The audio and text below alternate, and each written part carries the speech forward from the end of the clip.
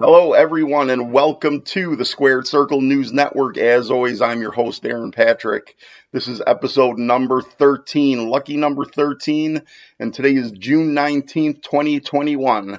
And before I get into the wrestling talk, I just wanted to say middle of last week, it was announced that New York State was finally going to lift all restrictions related to the pandemic. I can't tell you how happy I am about that. It's been crazy living like a diseased prisoner for the last year plus. I would like to be a little bit more optimistic as to the reasons behind the lifting of the restrictions, but came to find out that our illustrious governor, Andrew Cuomo, lifted the restrictions just a few days before the gigantic wedding of his daughter, which takes place in New York State. Coincidence? No, of course not. There wouldn't be any other agenda other than giving the people of New York back their freedom and releasing them from this fear of this disease. I'm going to leave that alone from this point on. I just wanted to make my little commentary there. I'm going to start, as always, by thanking everyone for joining me. I appreciate each and every one of you. As long as you're here, if you're watching the video, please hit that subscribe button. Give me a little click on that thumbs up icon to say that you like the video. And also don't forget to click the little bell icon so that every time I update new content, you will be made aware and you can join me on this little journey, this little streaming journey.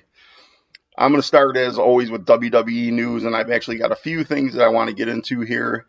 And first and foremost, I was debating on what was going to be my top WWE story, but the WWE is so interesting at times that it's hard to pick. But I'm going to start with this one. Sean Ross Sapp reported that NBC pitched an idea to the WWE, and their idea was what they called a World Cup of sorts, a World Cup tournament where wrestlers would accumulate points for wins and losses, for wins in matches, and they would move on in brackets. And it's not necessarily an elimination tournament. They're going to have blocks of wrestlers, an A block, a B block. Each wrestler in each block will accumulate points.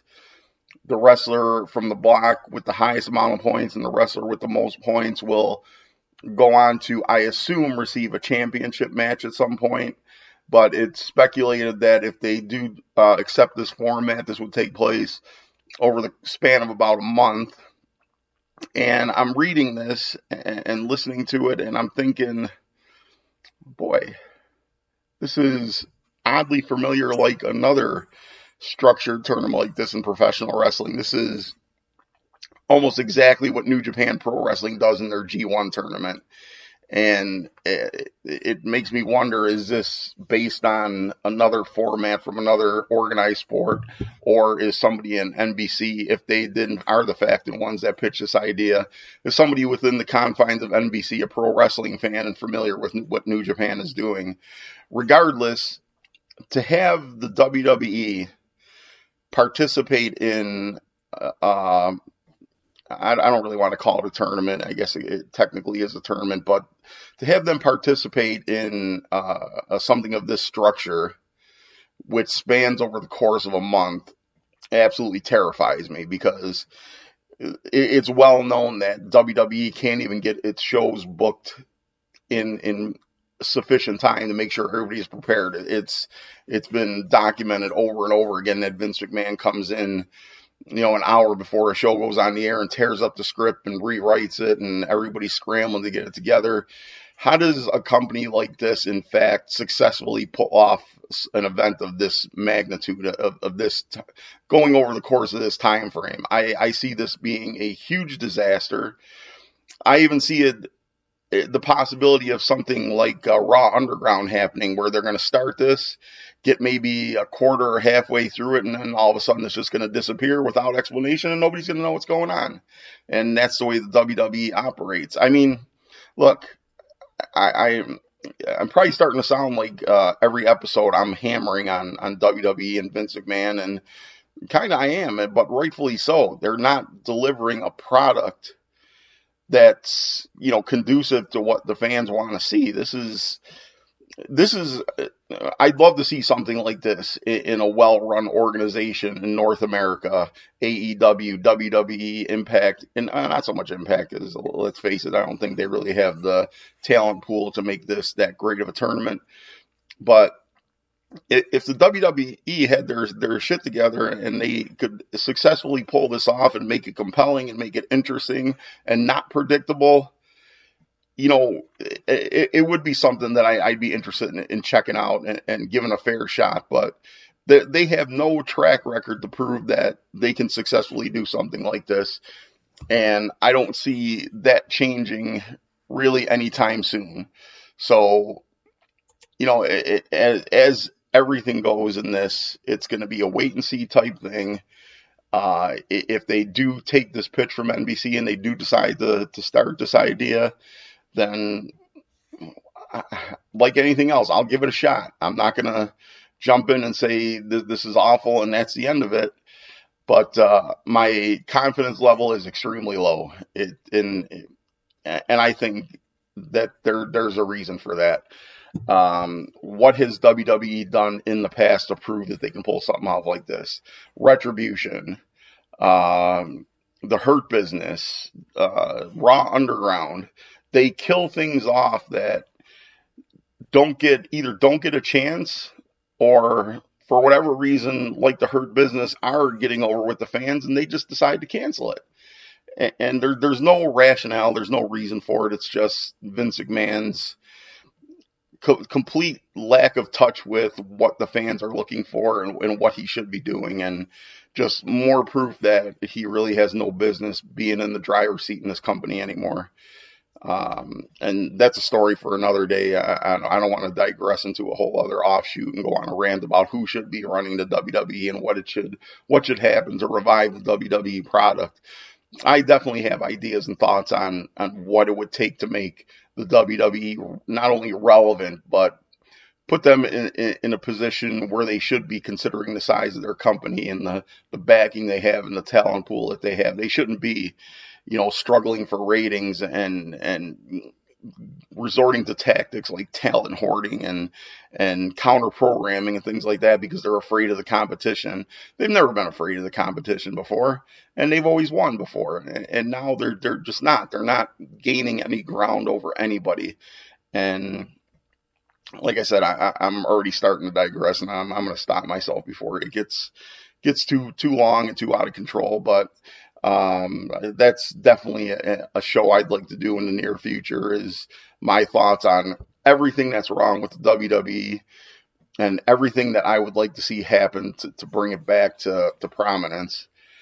Also in WWE news, PW Insider reported that last night at the Smackdown tapings, Karrion Kross and Scarlett, as well as Bronson Reed, were backstage at Smackdown last night, and speculation was that they're possibly getting them ready to move them up to the main roster and put them on the blue brand.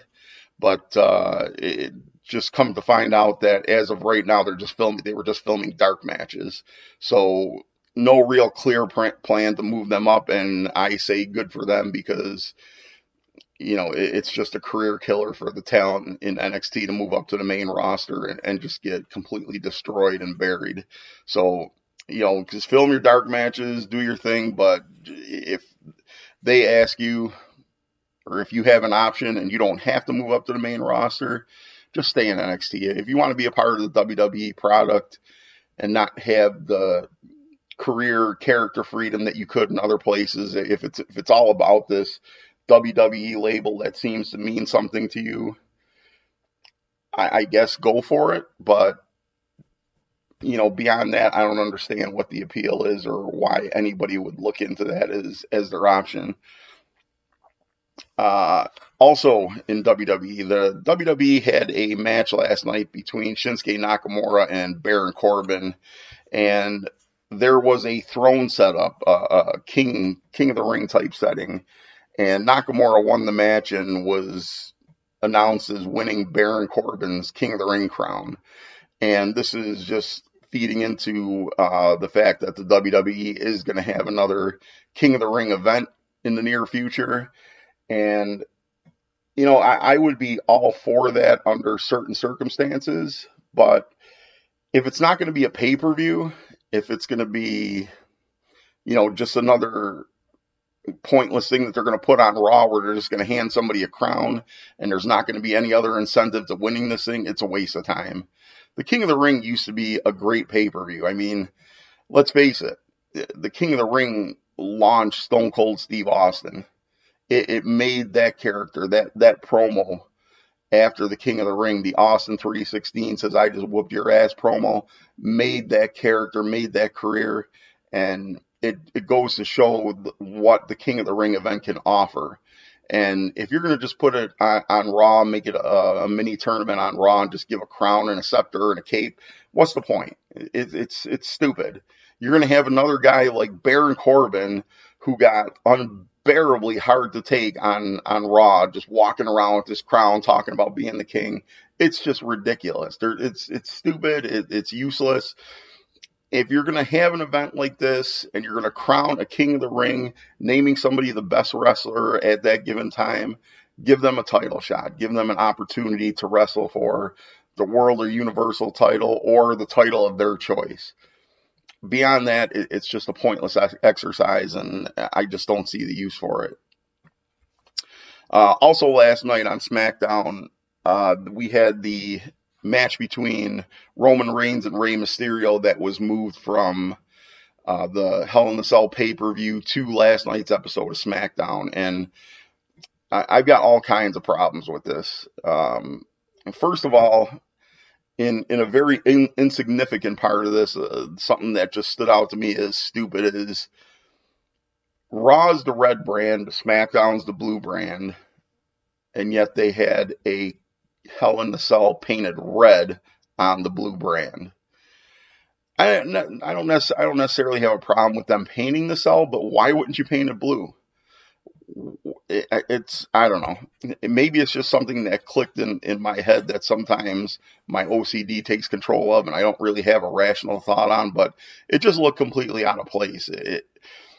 If they would have lowered this blue cell, it would have instantly made sense being the brand that it's on, but beyond that, it was just stupid to me.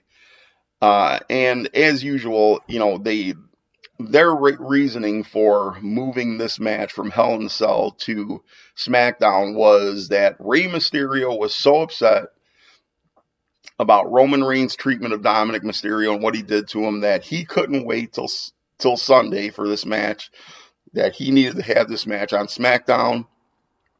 Roman Reigns agreed. Ipso facto, they have the match. Now, here's problem number 2 for me. If you're that intense and your son just got destroyed by this guy on television, and you got to have this match moved up, you got to make sure that you get your hands on Roman Reigns as quickly as possible. Now, don't get me wrong. I mean, it wasn't a spectacular match, but Rey Mysterio got far more offense in than I thought he would. But my problem lies in the fact that he tapped out to Roman Reigns. And with all the reasons behind the match, with his son being destroyed as he was by Roman, would a father who witnessed that, who had the chance to get in the ring and get his hands on the guy that did this to his blood, to his son, would a father tap out, or would a father just not stop struggling until the lights went out? This is just, and again, they gave Rey Mysterio far more offense than I thought they would, but in the end, it's just more Roman Reigns burying, talent that shouldn't be buried, that should be made to look a little bit stronger throughout the course of the match, not only in the offense, but in the finish. The finish is so important. And, you can watch AEW, and I talked about this briefly in a previous episode. There's title matches all the time, but right now, that Kenny Omega is not going to lose the World Championship, and Miro is not going to lose the TNT Championship anytime in the near future. They're the right people in the right spot at the right time, and you pretty much know going into an event, into a Dynamite, into a pay-per-view, if there's a title match, that they're not losing the title. But the way the matches are structured, the opponents, the challengers, come off looking unbelievably strong.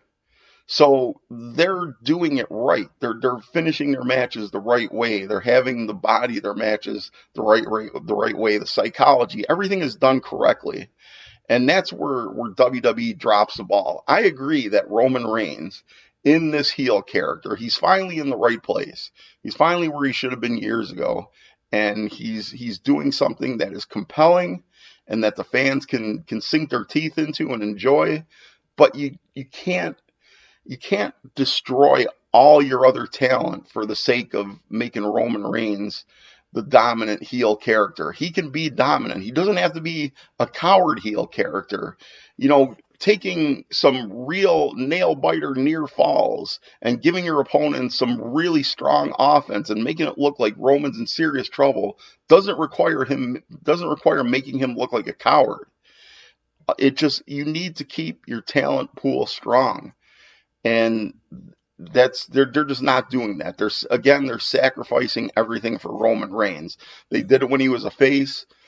They had him crushing everybody up until he had to take his time off for his leukemia. They had him crushing everybody, and it got to the point where the fans couldn't take it anymore, and rightfully so. I mean, you just can only watch the exact same thing over and over again so many times. And I wish that they could get this right. And don't get me wrong, with the Roman character, they're closer than they ever have been to getting it right. But they're not getting it right. They're missing the boat on a few things, and I wish it would be better, and it just is what it is right now. But that's it for WWE news right now. I'm going to move on to AEW, and just a couple days ago, Tony Khan and Orange Cassidy were guests on the Wrestling Podcast with Brandon Walker. And one of the things that I took away from this podcast that I thought was really interesting was Tony Khan announced a Dynamite Grand Slam show at the Arthur Ashe Stadium in New York City. And this is going to be AEW's first appearance in New York City. I'm sure they would have made several stops in New York over the course of the last year, except for the fact that the pandemic shut everything down. It is what it is. We got to move on. But this is going to be their first shot in New York City. And, Tony Khan promises probably the biggest Dynamite ever. Just a huge show, surprises, and I think he's really going to deliver. The jury's out on when Tony Khan talks about big surprises. And I personally don't have a problem with the things he's done, but a lot of fans, when they hear the word surprise, they're expecting CM Punk to come to the ring. They're expecting Triple H to come to the ring. They're expecting Stone Cold Steve Austin and The Rock to have an Iron Man match. You got to keep your expectations realistic. And there's only so many things that could conceivably really happen in a situation like this. But, there's a lot of free agents right now. A lot of wrestlers got released, a lot of talent that could really make an impact, and just there's so many things that could happen even within the confines of the AEW roster. I'm leaving the book wide open on this one. My expectations are none. I'm just waiting for Tony Khan to deliver on what he says, and I anticipate him being absolutely correct that this could be conceivably the biggest Dynamite ever. And it just goes from there. Now, this is scheduled for September 22nd. So leading up to this, there's going to be a lot of competition because we've got this slew of Dynamite super shows that are going to be going on through the course of July. The Road Rager, the Fight for the Fallen, Fyter Fest. There's so many things scheduled right now that to promise the biggest Dynamite ever on top of what you have coming up right now in the immediate future is a huge promise to make. But again, Tony Khan, for my money, Tony Khan rarely disappoints. I mean, this guy really goes above and beyond to put on the best product that he can. And of course, not every show is a super show. Not every show is pay-per-view quality. I thought last night's Dynamite was a good show. But it was nothing spectacular. It was nothing that I would drop $50 for. A lot of good things happened on this show, but when Tony Khan makes a promise like this, I think he's definitely going to deliver, and I think this is going to be something to really look forward to, and I can't wait for it. Also, speaking of Dynamite last night, we had this Jake Hager and Wardlow MMA style fight in the cage, and when I hear of a gimmick match like this, I immediately pucker up on all orifices of my body, because gimmick matches usually can go so horribly wrong, or just not deliver what you think they're going to deliver, and it just winds up leaving a really bad taste in your mouth. But right from the get-go, AEW really did this one. They put so much effort into this. They actually put up a MMA style octagon cage. They presented the entire fight like an MMA style fight. And, Wardlow and Jake Hager really got in the ring and delivered a lot of MMA quality action. What I noticed is that maybe some of the punches looked a little bit light. And that's not really a big problem, because I could say the same thing about an actual MMA fight, because I've watched some MMA shows and UFC and Pride, and there's just times when there's fighters that have the upper hand, the advantage, and I'm watching these things with friends of mine that are very well schooled in MMA. I've got one friend that's actually a professional MMA fighter, another one that trains with him and is really been involved in this scene for several years and knows a lot about it. And I'll sit there and say, man, those punches don't look like they're really hurting. And they quickly correct me. And I'll give that to this AEW Dynamite fight. Maybe I wasn't looking at it the right way, and maybe it's more than it seemed to be. So I'm just going to say that's my opinion, that some of the strikes didn't look that big of a deal. But my history on judging this is not really strong, so I'm going to defer that to the pros. But beyond that, there was good action. It wasn't strictly MMA style action. I mean, if you do that, if they would have put these two guys in this cage in an actual shoot fight, it could have been horribly wrong. It could have been a gimmick match gone completely wrong, because it could have far under delivered. It could have been not the outcome that needed to be, but it was a work, and they made it look fine to me. They started out strictly MMA style with takedown attempts and hammer fists and kicks and things like that, and then there was a few wrestling moves thrown into it. Wardlow came off the side of the cage. He springboarded off the wall of the cage into a Superman punch, which I thought looked awesome. And then there was, a couple throws and things like that. He actually lifted Hager and tossed him, which was unbelievable.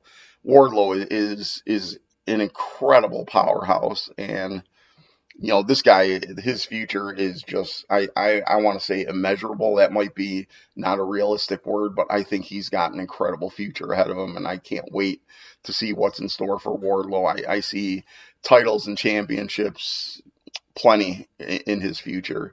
At the end of the day, Hager won the fight, and it was fine. It was a submission, and as he was choking out Wardlow gave the finger to Jericho just before he passed out, and I just thought that was a great moment. Following the fight, there was a little bit of a melee, some action in the ring. MJF got involved. There was an attack on Jericho between MJF and Wardlow, and eventually Dean Malenko came into the ring, and MJF was in his face, and JR was talking about how Dean Malenko is a 60-year-old man with Parkinson's disease, and I'm not making light of that. Listen, I got a smile on my face, but the only reason I have a smile on my face is because MJF is probably the best heel in wrestling. Just unbelievable. And, he looked like he was going to back off from hitting Malenko, and then he finally did strike him and send him to the mat. It just unbelievable. And then Sammy Guevara charged the ring, and this is where it got this is where it really went up a notch for me, despite everything that happened previously. Sammy Guevara came to the ring and made the save and got involved in attacking MJF and breaking everything up and separating everybody.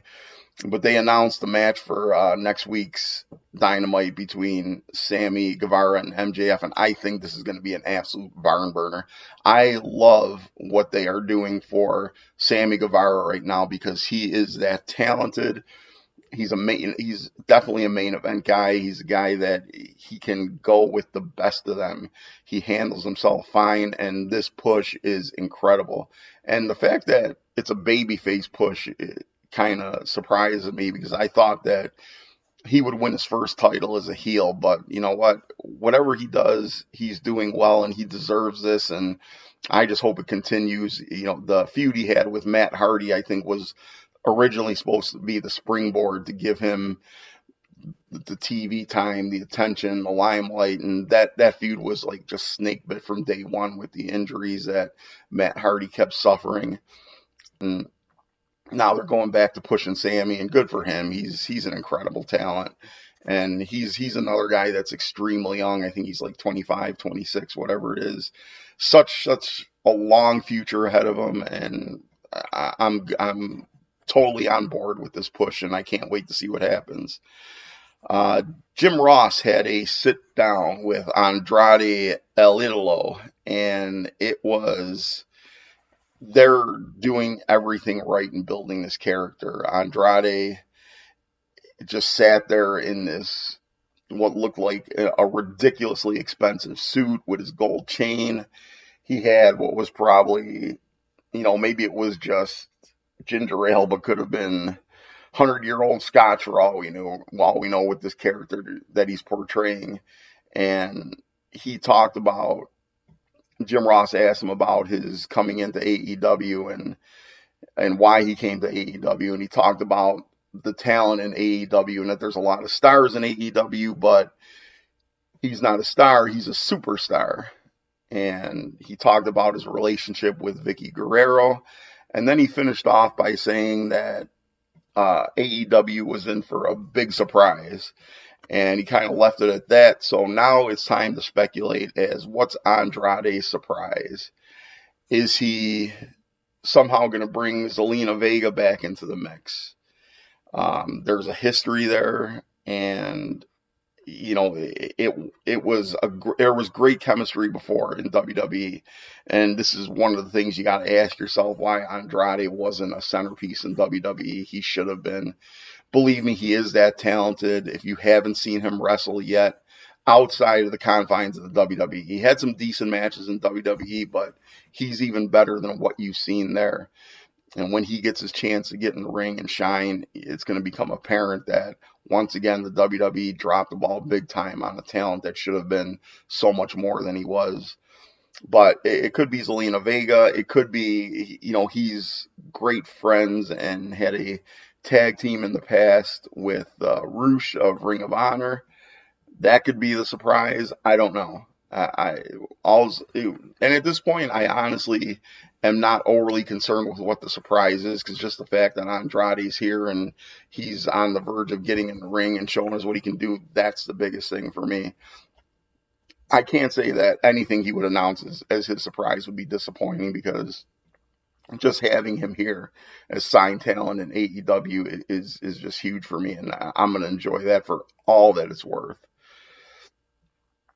Brock Anderson made his debut in the tag match last night on Dynamite, tag with Cody Rhodes, facing QT Marshall and Aaron Solo. And I got to tell you what, man, looking at Brock Anderson, he is the spitting image of a young Arn Anderson.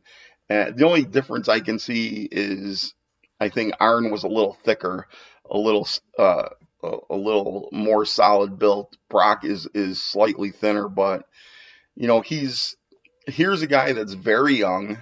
He's really just getting started. This is his television in-ring debut. How much training he's been through with the Nightmare Factory, I don't know. What he did prior to the Nightmare Factory, I don't know. But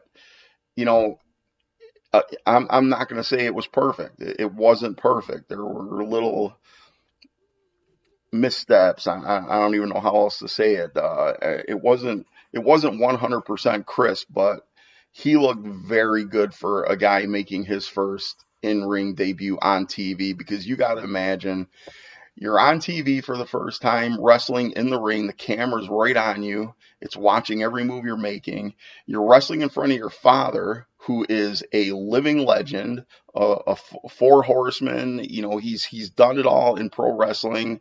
You're in the ring with Cody Rhodes, the son of the American Dream, Dusty Rhodes, and one of the guys that's behind this whole AEW movement. There's so much pressure. There's just so much involved. And he handled himself beautifully as far as I'm concerned. I'm not going to complain about anything regarding this match. The only thing I wish I would have saw was him deliver an Arn Anderson spine buster. Beyond that, it was a great match, and he got the win, he got the victory, and you know what? Applause to Cody Rhodes, the guy that everybody gives flack about, that he doesn't put people over. When Brock got the pin and the match was over, Cody stepped completely back and let him have his moment with his father in the ring, soaking in the victory, getting his arm raised. Everything that a guy with Cody's level of class and talent should have done, he did. And all these things about him burying people is just ridiculous, because Cody's been putting people over since day one of AEW. He's been elevating talent left and right. And, this is the reasons behind these stories about him burying people are just idiotic. It's the whole Anthony Ogogo thing and whatever else. It's just ridiculous. There's reasons for these things that happen, why they happened, and you just need to accept it and move on, because it's ridiculous, and you can't fire at Cody for something like that. Quickly, speaking of Cody, Brandy and Cody did announce that they gave birth to their daughter just the other day. Congratulations to them. For anybody looking to have children, and them finally doing it, considering the life that they lead, the schedules that they have, being parents, it's got to be remarkably difficult, and it's something that they wanted, and I give them all the respect and blessings in the world, and thank God they had a healthy daughter, and just all the best to them, and hopefully everything just sunshine and happiness for this family for as long as they're here on this earth. Good for them, and I'm sure we're going to hear more about this in the upcoming future, but just congratulations, and not much more I can say on that. Last thing, I'm gonna finish up here with just a touch on New Japan Pro Wrestling news. Antonio Inoki was reported that he was hospitalized and had surgery just recently for twisting of the intestines, condition also known as vulvulo. I'm not sure if I'm pronouncing that right, but this doesn't sound pleasant, but according to the reports from New Japan Pro Wrestling, he's in the hospital, but he's alert. He's communicating well.